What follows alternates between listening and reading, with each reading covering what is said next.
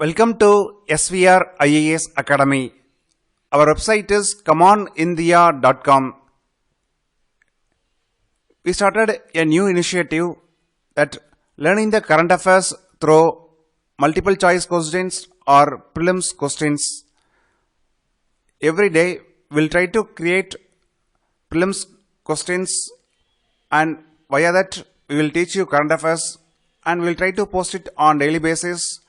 And number of questions we'll try to provide maximum daily 5 to 10. We are aiming for that. Let's see. And today's date is August 15th, 2016. The first question is, based on which of the following committee's recommendation railway budget separated from general budget? There are two committees given and two different years also given, 1924 and 1934. Whether it is a tandem committee or it is a Ackworth committee. The correct answer is Ackworth committee and the year 1924. So option 4 is correct, Ackworth committee and 1924. You may think it is the modern history question, and why we created this MCQ. The topic came in the news because recently government is planning to merge the railway budget with general budget. Both budget got separated in the year 1924 based on the Ackworth committee recommendations. Another important committee you should know is Vivek Debroy committee.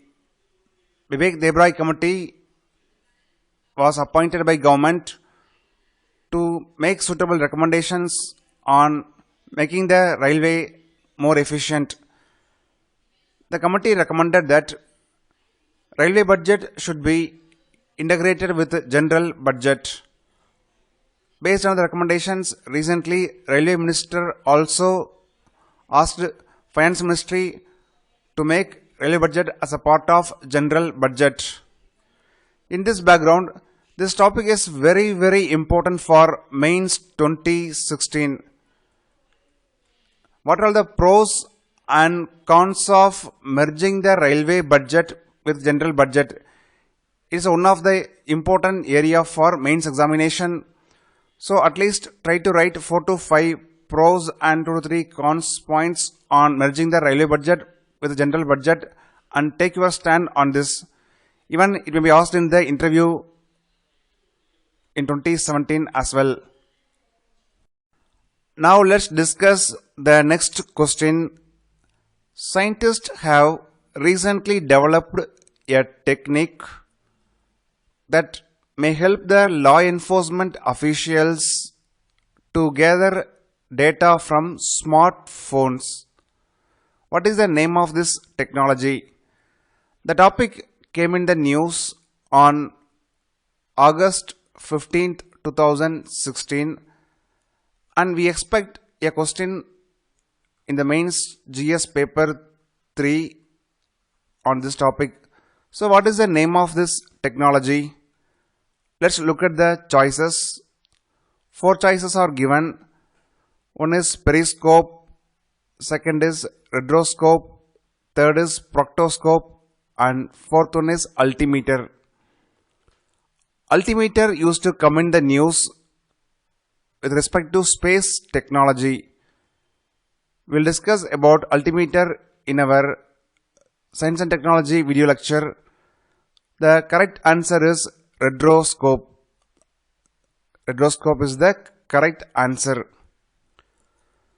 We strongly advise you to prepare a notes on 100 words on the redroscope topic. It can be asked in the mains 2016. Now let's look at the explanation. Scientists developed this technique. It will help law enforcement agencies to gather data from the smartphones. In the smartphone, we are using so many applications and we are getting data from various sources. How to retrieve the data to use it as a evidence when criminals use various applications and find out the criminal. Before this technique, law enforcement officials mainly focused on smartphone's hard drive. Smartphone's hard drive was the main focus. The hard drive holds the information even we switch off the mobile phone. Now the technique has changed. Retroscope moves away from the focus on the smartphone's hard drive to the smartphone's RAM. RAM is nothing but a volatile memory. So don't forget, this is one important point. The focus has shifted to RAM. RAM is nothing but volatile memory. Why RAM is chosen?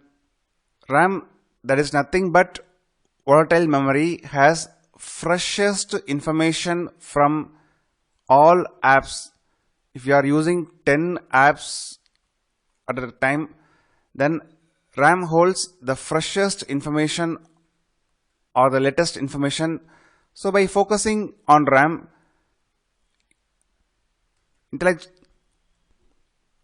intelligence agencies will be able to find out the data which is required to catch the criminals.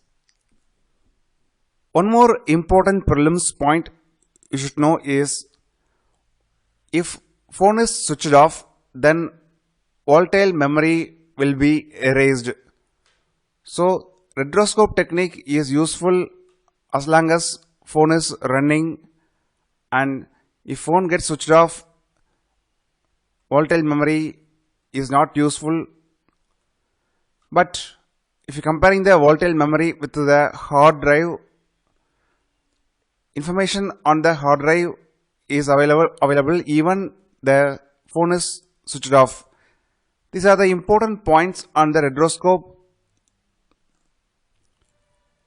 and its functioning and its usages. So prepare thoroughly on the retroscope for 100 to 150 words. It can be asked in the GS Paper 3 Science and Technology section. Within Science and Technology, there is a topic called Application of the Computers or ICT on our daily life or in our day-to-day life. So prepare thoroughly on retroscope.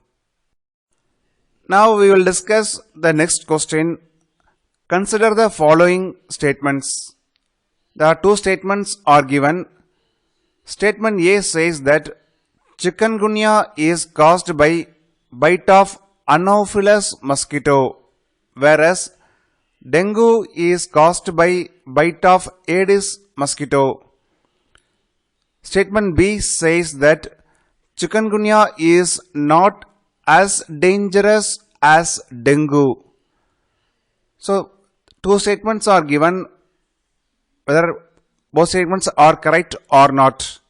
Statement A is wrong and statement B is correct. Chikungunya is not a fatal disease, whereas dengue is a fatal disease. In dengue and chikungunya both, fever, rashes, muscle pain or can say body pain will occur. Apart from that, in case of dengue, hemorrhage and other complications, decrease in the platelet count will occur. So dengue is a fatal disease if not treated properly on time. Another important point is that there is no vaccine or there is no cure available for both chikungunya and dengue. Is another important point you should know. Now let's come back to the statement A. As we discussed, statement A is wrong.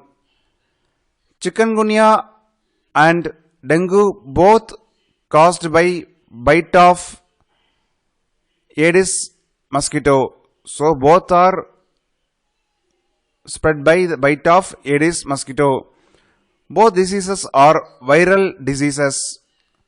Chikungunya and dengue both caused by virus through the bite of Aedes mosquito. Then Anopheles mosquito bite causes malaria.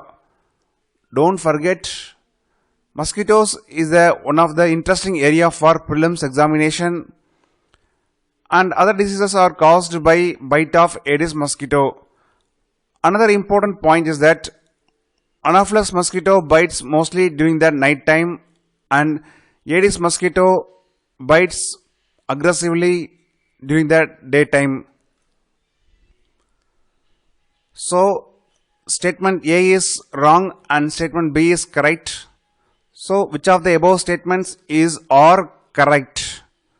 While answering prelims questions, please note it for which of the following statement is or not correct or incorrect. So most of the students makes mistake after making the statements correct or not. They used to take it as granted as the correct answer has been asked. So always look for whether not correct is asked or incorrect is asked or correct, true, false, whatever may be. So read the statement carefully and now answer the question. So correct statement has been asked. Statement A is wrong and only statement B is correct. So the answer is 2, that is B only. Now let's discuss few important points on chikungunya. Chikungunya came in the news because in Delhi chikungunya is spreading because under-reporting is another issue.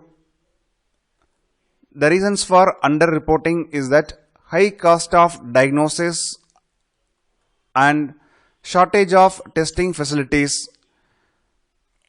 There are less number of laboratories are available to diagnose the chikungunya and high cost of diagnosis.